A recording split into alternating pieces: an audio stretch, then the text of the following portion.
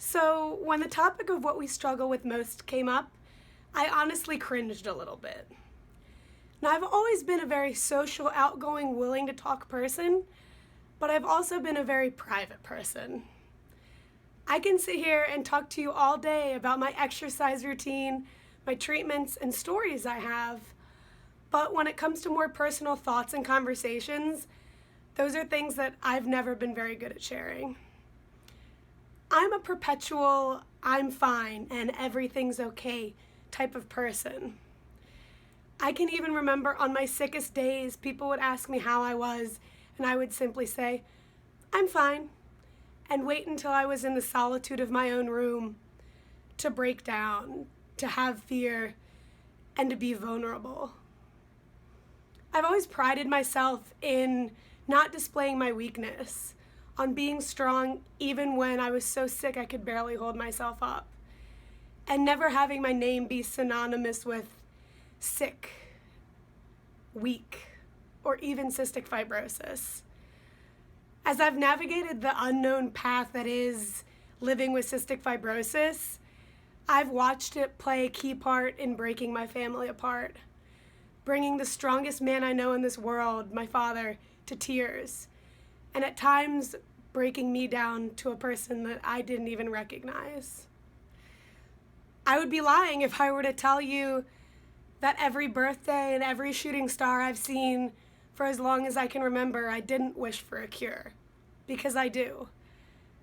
But with that being said, I honestly wouldn't trade my life for anything else. I think my biggest struggle that I've had was coming to that conclusion. Unlike a lot of people who endure hardship or a tragedy, I never had a before and after. I never lived a normal life and then one day something happened causing me to have to change and adjust my life to it. My before picture of who I thought I was slowly and painfully disappeared to reveal my after as I learned more and as I asked harder questions about cystic fibrosis and as I got older. My before and after transformation occurred through hundreds of different little tragedies that I endured, like Googling life expectancy with cystic fibrosis, having people say, aren't you supposed to die when you're 20? Not being able to go to sleepovers because of treatments, hospitalizations, little side comments from people in public during coughing fits.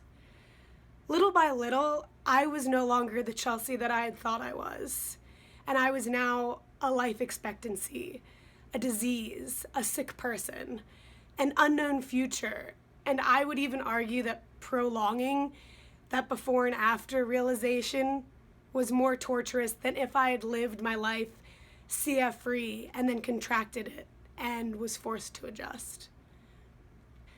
But after enduring the many stages that people go through as I grieved the loss of who I thought I was and what I thought my future was going to be, denial, anger, depression, I finally reached acceptance. I realized in order to move forward, I had to let go of what I thought my life was going to be and learn how to live with the new reality of what my life is. Living with CF is a constant cycle of adjusting to your version of normal.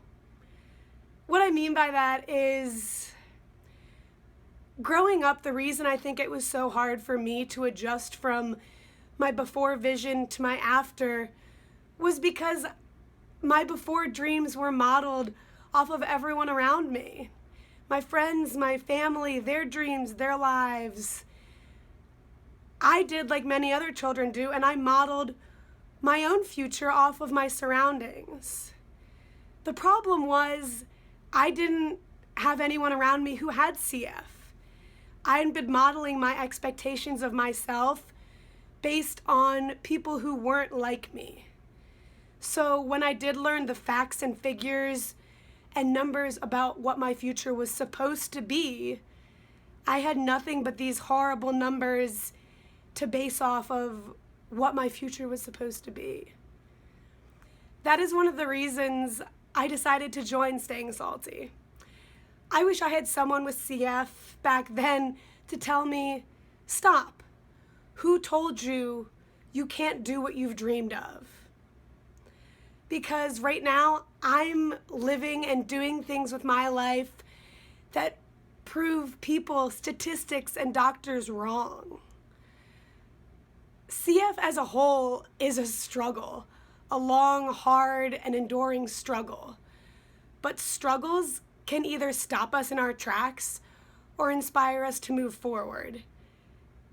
And after a long time, I chose to have it inspire me. Strength doesn't come from winning the battles or beating cystic fibrosis. Your struggles you go through develop your strengths. And when you go through hardships and decide not to surrender and not to let those struggles take hold of your life, that's what strength is. Now, do I wake up every day excited that I have CF, wishing I could do another hour of treatments and counting down the days until I go back into the hospital? No. I have days where I break down. I'm not positive. I desperately desire to be normal.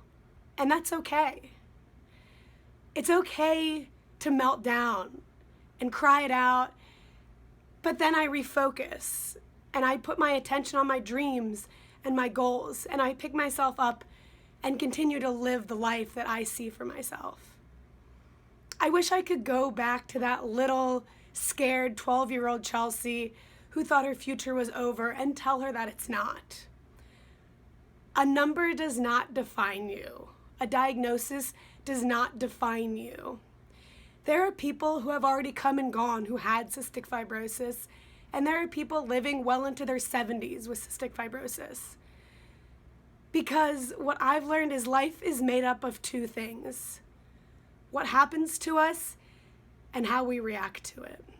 And one of those is in your full control.